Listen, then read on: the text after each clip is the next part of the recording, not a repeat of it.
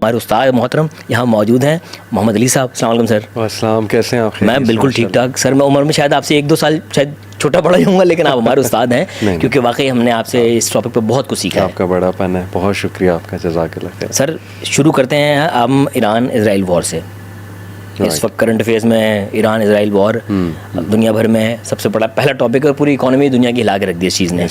Again जो अलामत क़यामत हैं उनमें ये कहाँ स्टैंड करती है? बिस्मिल्लाहिर्रहमानिर्रहीम। कुछ डिस्क्लेमर्स देना चाहूँगा, इससे पहले बात करूँ, ज़रूरी हैं डिस्क्लेमर्स। पहला डिस्क्लेमर ये कि ये जो इन प्रोग्राम्स का मकसद होना चाहिए वो बड़ा वेल डिफाइंड होना चाहिए। माशाल्लाह नबी सल्लल्लाहु अलैहि वसल्लम के पास एक सहाबी आए, पूछा या रसूलल्लाह क़यामत कब आएगी? तो अल्लाह के नबी सल्लल्लाहु अलैहि वसल्लम ने कहा कि what have you prepared for it, तुमने उसके लिए किया क्या है, तैयारी क्या की है।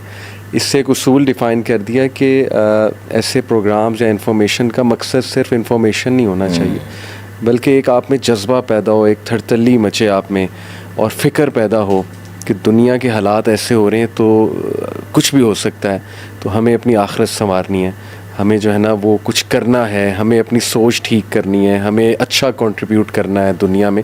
ये प्राइमरी मकसद होना चाहिए इंशाल्लाह किसी भी ऐसी चीज़ को डिस्कस करते हुए। दूसरा डिस्क्लेमर कि व्हेन इट कम्स टू अहदीस अबाउट एंड टाइम्स, तो बड़ी केयर करनी चाहिए वाइल इंटरप्रेटिंग दैम। हमारे स्कॉलर्स ने, असलाफ पायस प्रेडिसेसर्स जो हैं, उन्होंने कुछ अप्रोच भी बताई कि हाउ टू अंडरस्टैंड दीज अहदीस। तो मैं पूरी कोशिश करूँगा ज़िम्मेदारी से कि उस अप्रोच को फॉलो करते हुए जो भी बात की जाए उस अप्रोच को फॉलो करते हुए बयान कीजिए, क्योंकि एक आम आदमी कुछ भी इंटरप्रेट कर सकता है ना हदीस को लेके, तो you have to be very careful. और टॉपिक भी ऐसा है जिसके ऊपर काफ़ी लोगों ने शायद अगर बयान एक हुआ है तो उन्होंने अपनी तरफ से 2 भी किया हुआ है। जी बिल्कुल, देखिए कुछ भी हो सकता है, अल्लाह नोज़ बेस्ट। हम हतमी तौर पे ना कुछ भी नहीं कह सकते। कुछ साइंस हाँ हमारे सामने हैं, कुछ हदीस को सामने एक हदीस को नहीं पकड़ना, हमने बेशुमार हदीस को देखकर फिर कोई कंक्लूजन डिराइव करना है। This is what scholars collective knowledge से। कलेक्टिव नॉलेज, यस, ये बहुत इंपॉर्टेंट चीज़ है। होता है ये यूजली कि बस एक हदीस को पकड़ के अपनी मर्जी का जो है ना वो निकाल लेते हैं ज़्यादातर लोग, और ज़बरदस्ती वो निकाल रहे होते हैं। टू बी ऑनेस्ट, मेरी नज़र में कुछ क्लिप्स गुजरते हैं, मुझे स्कूल ऑफ थॉट्स भी आते हैं। हर किसी ने अपना एक वो बनाया हुआ है, सेक्ट का अपना एक थॉट प्रोसेस है। जी हाँ, जी हाँ। तो हर कोई अपने मतलब की हदीस उठा के फिर बयान कर देता है अपने मेंबर से। इसको कॉग्निटिव बायस कहते हैं, इंफॉर्मेशन बायस कहते हैं कि अपनी पसंद की बस इंफॉर्मेशन लेके वो डिराइव किया। तो हमें इंटेलेक्चुअल ऑनेस्टी दिखानी है। एनीवे, बड़ा इंटरेस्टिंग माशाल्लाह टॉपिक हमने चूज़ किया, अल्लाह जज़ाए खैर दे। और ये जो ईरान इसराइल वॉर है, इस पर कुछ हदीस मैं रखना चाहूँगा आपके सामने। एक तो ये जो इलाका है इसका हदीस में कई बार तज़किरा है, मुख्तलिफ हदीस में, सिर्फ एक में नहीं कई हदीस में, और सही हदीस हैं वो। कौन कौन सा? शाम। और जब नबी में शाम कहा तो उसमें जॉर्डन भी है, उसमें जो है वो लेबनान भी है, उसमें सीरिया भी है और फ़लस्तीन भी है उसमें, क्योंकि ग्रेटर शाम वही था। फिर नबी ने इराक़ का जिक्र किया। इराक़ में उस टाइम पे ईरान का भी कुछ इलाका शामिल था, राइट, सैसनिड एम्पायर। तीसरा यमन। ये 3 इलाके कई हदीस में आता है। हदीस में खुरासान का भी जिक्र है। खुरासान का जिक्र वो एक और कॉन्टेक्स्ट में, ये जिस कॉन्टेक्स्ट में वो है टर्मोइल के कॉन्टेक्स्ट में। ओके, कि जब तुम इन 3 इलाकों में टर्मोइल देखो, वॉर्स होते देखो और खून खराबा होते देखो, सैंक्शंस लगते देखो, कुछ हदीस में इन इलाकों में सैंक्शंस लगेंगी, खाना नहीं अंदर ले जाने का जिक्र भी है, तबाही का जिक्र है, वॉर का जिक्र है, खून खराबे का जिक्र है। एक तो ये बहुत बड़ा इस वक्त साइन नज़र आ रहा है कि हिस्ट्री में पहली बार कलेक्टिवली ये तीनों इलाके वो टर्मोइल में, मतलब ये तारीख़ आप खोल के देखें, तारीख़ में पहले नज़र नहीं आता कि शाम का भी, इराक़ का भी और यमन का भी इलाका, ये पहली बार देखने को मिल रहा है कि ये तीनों इलाके, इनमें कई अरसे से टर्मोइल चल रहा है। दूसरा, नबी ने फरमाया शाम की ख़राबी उम्मत की ख़राबी है। शाम की ख़राबी से मुराद यानी उसका डाउनफॉल भी है, वहाँ पे पॉलिटिकल डाउनफॉल भी है, क्योंकि शाम का इलाका आपको पता है सबसे ज़्यादा नबी उस इलाके में आए, तो उसका जिक्र है। फिर इसके बाद नबी सल्लल्लाहु अलैहि वसल्लम ने, बड़ी इंटरेस्टिंग हदीस है, मुस्नद अहमद की है, तिरमिज़ी की है, नबी ने फरमाया कि जेरूसलम की आबादी यसरब की ख़राबी है, और मदीना यानी यसरब की ख़राबी आर्मेगेडोन का आगाज़ है, the big war, the great war, उसका आगाज़ है, द ग्रेट वॉर, मलहमातुल कुबरा। और मलहमा से कुस्तुनतुनिया फ़तह होगा। कुस्तुनतुनिया की फतह के बाद दज्जाल का खरूज है। ये हदीस बड़ी इंपॉर्टेंट है टू अंडरस्टैंड करंट कॉन्टेक्स्ट में। देखें यरूशलेम की आबादी, इट मीन्स स्कॉलर्स का व्यू बयान कर रहा हूँ कि यरूशलेम दोबारा से उसमें नंबर 1 ज्यूश पॉपुलेशन हो जाएगी, नंबर 2 पॉलिटिकली एक्टिव बहुत ज़्यादा वो एरिया होगा। अभी देखें पूरी दुनिया में ये इलाका पॉलिटिकल इंपॉर्टेंस सबसे ज़्यादा इस इलाके की, सुपर पावर्स इन्वॉल्व हैं। What is the reason America को इंटरेस्ट है? आप सोचें, ज्यूज़ और क्रिश्चियंस उनका तो 180 डिग्री डिफरेंस है। अब तो अमेरिकन सेनेटर्स ये कहने लगे कि ये एक रिलीजियस वॉर है। जी बिल्कुल। ट्रंप ने देखें अपने सोल्जर्स को क्या कहा है, और उसका जो कमांडर है कि Trump has been appointed by Jesus Christ our lord and to launch this Armageddon. ये अल्फाज हैं उनके, वीडियोस मौजूद हैं, I am not making this up, people can watch, videos मौजूद हैं कि ट्रंप को चूज़ किया गया to launch this war, the great war, the Armageddon. इसलिए ये हदीस, जेरूसलम की आबादी देखें, ज्यूश पॉपुलेशन दोबारा वहाँ पे हो गई, उसको कैपिटल इज़राइल का बना दिया गया। फिर वहाँ पॉलिटिकल एक्टिविज़म बहुत ज़्यादा है। यसरब की खराबी, it's very painful to hear these words. Medina की खराबी, Medina is a beautiful city, हमारा दिल है मदीना, सुनसान हो जाएगा, सुनसान, उसकी वीरानगी। अच्छा, इससे मुराद कुछ ने लिटरल सुनसान होना लिया है, लेकिन पॉलिटिकल जो है ना वो एक उसकी एक्टिविज़म कम हो जाएगी। नबी वसल्लम के दौर में तो Medina was everything, political center था मदीना।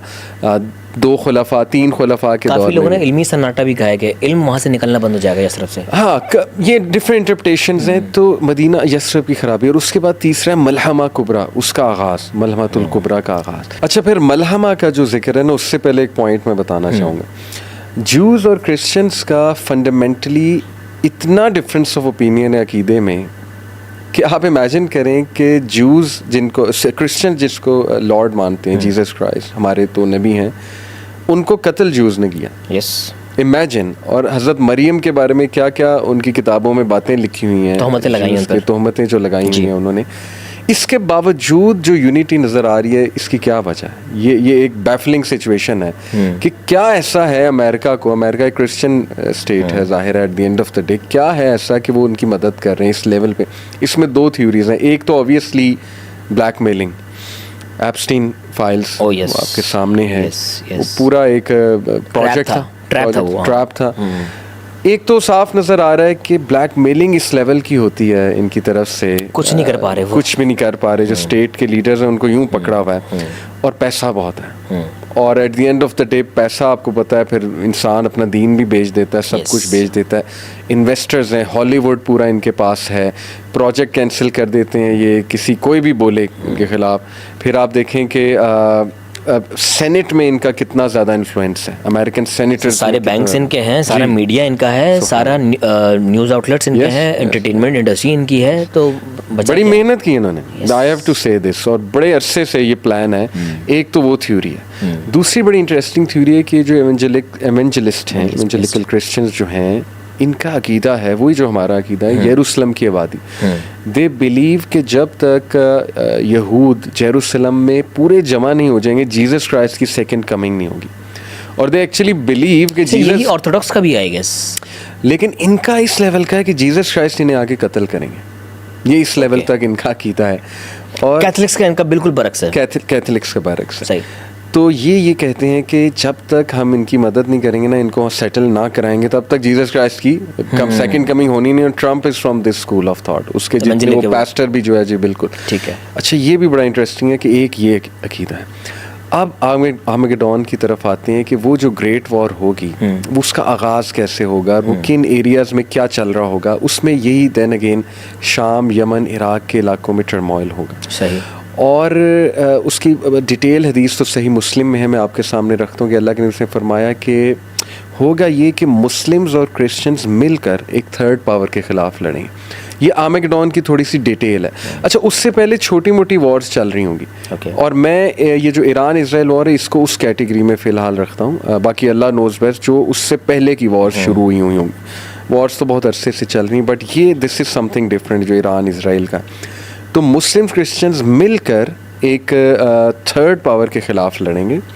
और फिर होगा कौन से क्रिश्चियंस होंगे, क्योंकि इसमें भी दो राय है, काफ़ी लोग ये कह रहे हैं कि ऑर्थोडॉक्स क्रिश्चियंस ही होंगे, राइट, क्योंकि कैथलिक्स तो बिल्कुल इस लीग से बाहर हैं। एवेंजलिक्स जो है वो उनका अपना एक हिसाब किताब चल रहा है, तो जो मुसलमानों की हेल्प करने के लिए जो क्रिश्चियन का ग्रो आएगा वो होगा क्योंकि रोमन्स का जिक्र आता है, रोमन्स वो Orthodox, strictly Orthodox Yes. Christians थे, Yes.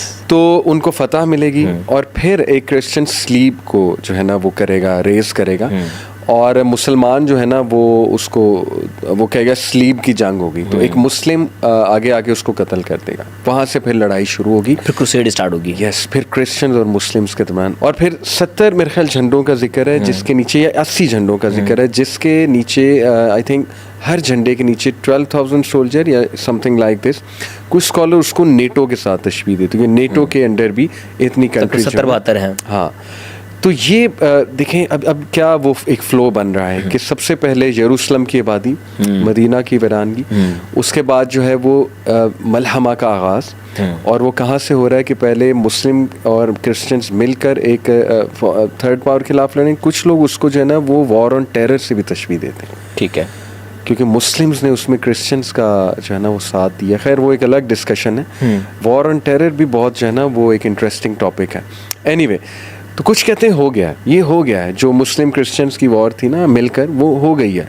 अच्छा, कुछ कहते हैं अभी होनी है, वल्लाहु आलम, लेकिन समझ यही लग रही है कि वो दौर शुरू हो चुका है जो इस कैटेगरी में हम डालेंगे ना, मलहमा के आगाज़ में, क्योंकि उससे पहले कुछ छोटी छोटी वॉर्स तो चल ही रही होंगी और इन इलाकों में टर्मोइल तो कब से है, ठीक है, काफ़ी टाइम से। यस, तो ये फिर जो मुस्लिम्स वर्सेस क्रिश्चियन होगा, that will be the crusade, the big war, Armageddon, और वो 6 साल चलेगी।